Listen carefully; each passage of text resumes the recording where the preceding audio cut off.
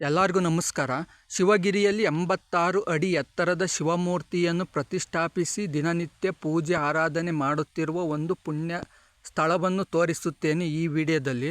ಅದಕ್ಕಿಂತ ಮೊದಲು first time ನಮ್ಮ ಚಾನಲ್ ನೋಡ್ತಾ ಇದ್ದರೆ ಫಾಲೋ ಮಾಡಿ, ಲೈಕು ಮತ್ತು ಶೇರ್ ಮಾಡಿ. ಈ ಶಿವಗಿರಿ ಒಳಗಡೆ ಹೋಗಲು ಎಂಟ್ರೆನ್ಸ್ ಫೀಸ್ ಇರುತ್ತದೆ. 25 ರೂಪಾಯಿಯನ್ನು ತಗೊಂತಾರೆ ಅಷ್ಟೇ, ಅದಕ್ಕಿಂತ ಜಾಸ್ತಿ ಏನು ತಗೊಳಲ್ಲ. ಅದರ ಜೊತೆಗೆ ಫಸ್ಟಿಗೆ ನಿಮಗೆ 3 ಸ್ಟ್ಯಾಚುಗಳು ಸಿಗ್ತವೆ. ಬಸವಣ್ಣರ ಸ್ಟ್ಯಾಚು, ಅಕ್ಕಮ್ಮ ದೇವಿಯ ಸ್ಟ್ಯಾಚು, 3-4 ಸ್ಟ್ಯಾಚುಗಳು ಸಿಗ್ತವೆ. ಅದರ ಪಕ್ಕದಲ್ಲೇ ಸ್ಟೇಷನರಿ ಅಂಗಡಿಗಳು ಸಹ ಇದ್ದಾವೆ. ಒಂದು ಐತಿಹಾಸಿಕ ಪುಣ್ಯ ಸ್ಥಳವಾಗಿ ಇದನ್ನು ನಿರ್ಮಿಸಿದ್ದಾರೆ.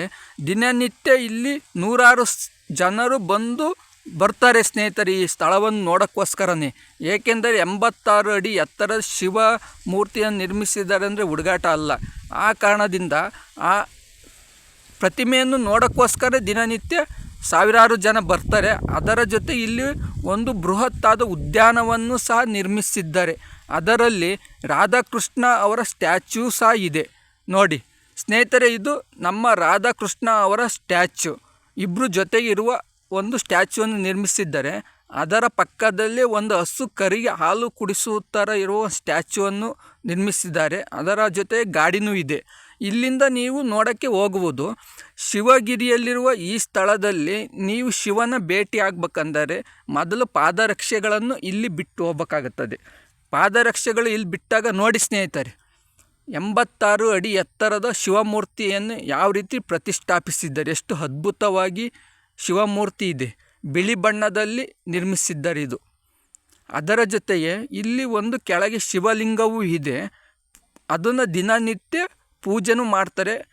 ಪ್ರಸಾದವೂ ಸಿಗುತ್ತದೆ ಇಲ್ಲಿ ಈ ಸ್ಥಳಕ್ಕೆ ಹೋದಾಗ. ನೀವೇನಾದರೂ ಬಿಜಾಪುರಕ್ಕೆ ಹೋದಾಗ ಈ ಸ್ಥಳವನ್ನು ಯಾವುದೇ ಕಾರಣಕ್ಕೂ ಮಿಸ್ ಮಾಡೋಕ್ಕೆ ಹೋಗಬೇಡ್ರಿ. ಫ್ರೀಯಾಗಿದ್ದಾಗ ಈ ಸ್ಥಳಕ್ಕೆ ಒಂದ್ಸಲ ಭೇಟಿ ಕೊಡಿ. ಬಹಳ ಅದ್ಭುತವಾಗಿ ಆಕರ್ಷಣೀಯವಾಗಿದೆ. ಅದರ ಜೊತೆಗೆ ನಾಗದೇವತೆಯನ್ನು ಸಹ ಪ್ರತಿಷ್ಠಾಪಿಸಿ ಇಲ್ಲಿ ಪೂಜೆನೂ ಮಾಡ್ತಾರೆ. ಆ ಕಾರಣದಿಂದ ಇಲ್ಲಿ ನಾಗದೋಷವನ್ನು ನೀವು ಪರಿಹರಿಸಿಕೊಳ್ಳಬಹುದು. ಅದರ ಜೊತೆಗೆ ರಾಜರಾಜೇಶ್ವರಿ ಅಮ್ಮನವರ ದೇವರನ್ನು ಸಹ ಇಲ್ಲಿ ಪ್ರತಿಷ್ಠಾಪಿಸಿದ್ದಾರೆ. ನೀವು ಈ ಸ್ಥಳಕ್ಕೆ ಹೋದಾಗ ಇದನ್ನು ಸಹ ಮಿಸ್ ಮಾಡದೆ ನೋಡಬೇಕು. ನೋಡಿ ಸ್ನೇಹಿತರೆ, ಇದೇ ರಾಜರಾಜೇಶ್ವರಿ ಅಮ್ಮನವರ ವಿಗ್ರಹವೂ ಸಹ ಎಷ್ಟು ಸುಂದರವಾಗಿ ಅದ್ಭುತವಾಗಿ ಕೆತ್ತಿದ್ದಾರೆ. 2 ಕಣ್ಣು ನೋಡಲು ಸಾಲದು, ಅಷ್ಟು ಚೆನ್ನಾಗಿದೆ. ಅದರ ಜೊತೆಗೆ ಇಲ್ಲಿ 2 ಜಿರಾಫೆ ಕಾಣ್ತವೆ.